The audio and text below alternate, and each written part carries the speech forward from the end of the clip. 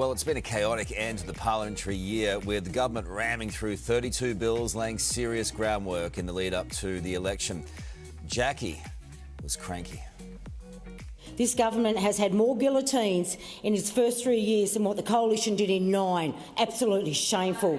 And then last night at 8:30 p.m, Labor sent all of us senators the mother of all guillotines. That's right, around 40 bills.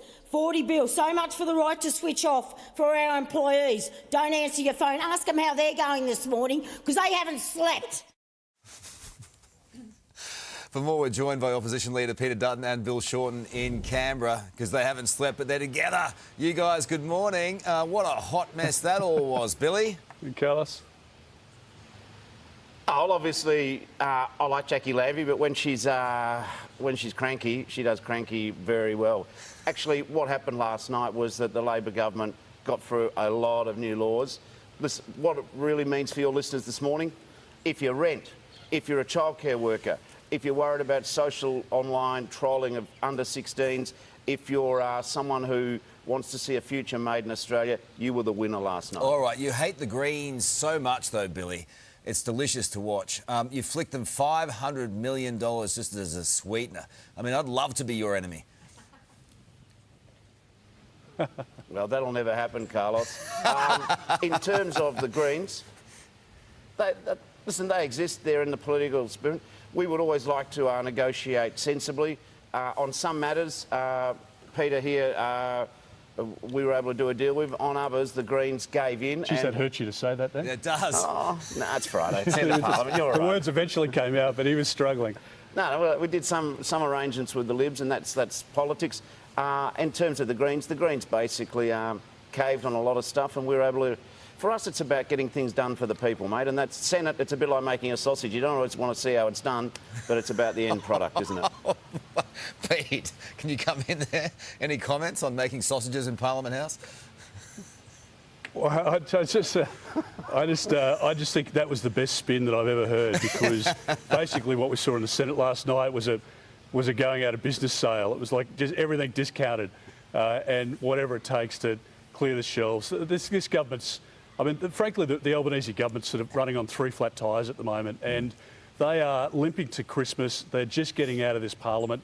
They spent a mozza of taxpayers' money to get the Greens across the line in a pretty unholy alliance, and I think people see through it, and I think the government will be glad to get through the parliament, and I'll be surprised if we come back next year. I think the PM's in a pretty desperate state. Are you ready for the election? I think... We're ready. We're ready. Bring it on. I said to him yesterday, call the election and put Australians out of their misery and get a good government in so we can get the country back on track. Billy? The only trouble with Pete calling it on... The only trouble with Peter calling on yesterday is he's going to give us an election on New Year's Day, which no one would thank us for. What it means last night for the people of Australia is that a lot of the things which we think are important and a lot of the promises we made were delivered. I mean, the reality is that we're supporting 3 million people who've got HECS debts, and we're going to write off 20% of it. That was done. Billy, I don't think anyone's going to be... I mean, sure, there are achievements there, but the question remains, I mean, Billy, are you better off now than you were 3 years ago? Well, the fact of the matter is that the global economic circumstances have been tough. People are doing it tough. But I tell you what, if it hadn't been for Labor, we just wouldn't have seen real wages moving. We wouldn't have seen the energy rebates. We wouldn't have seen the revival of Medicare and bulk billing. So in tough circumstances, there's been some really solid achievements.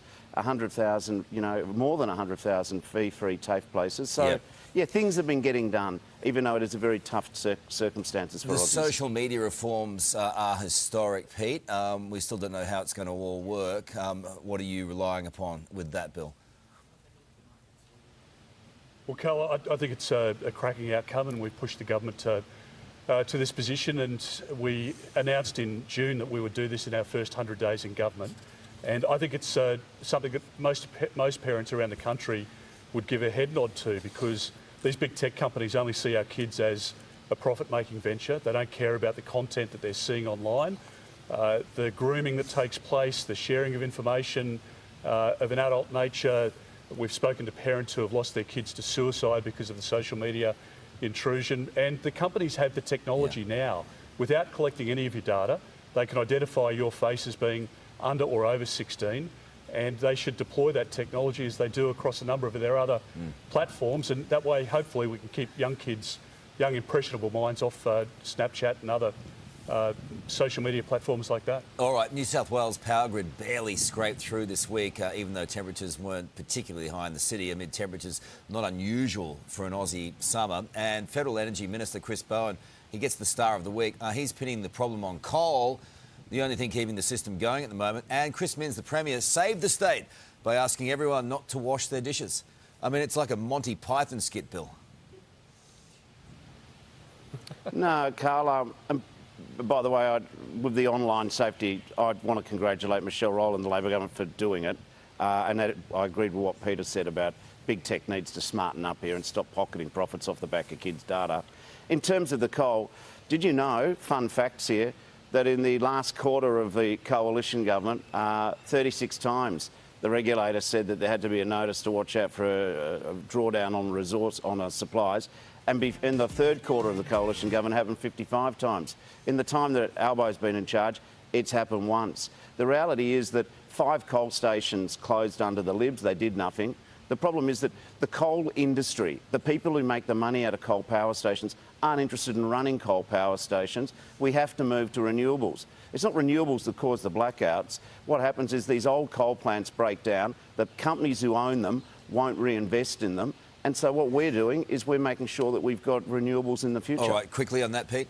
Well, Carl, two things. One is they're not investing in coal because all of the government subsidies being provided to renewables, and we need renewables, but we need 24/7 power, which is what coal and gas provides us, and that's the reality. So yeah. the government's removed any incentive for investment into that space. Second point, as importantly, put firewood on your Christmas list this year. Buy your family or buy your cousins at Christmas Day, you know, a bag of firewood at the local servo, because soon we'll be cooking over an open fire and keeping warm next winter with the use of wood and fire, Bill. I mean, is that what the government's got in mind here? We're going backwards. Finally, you're talking to each other.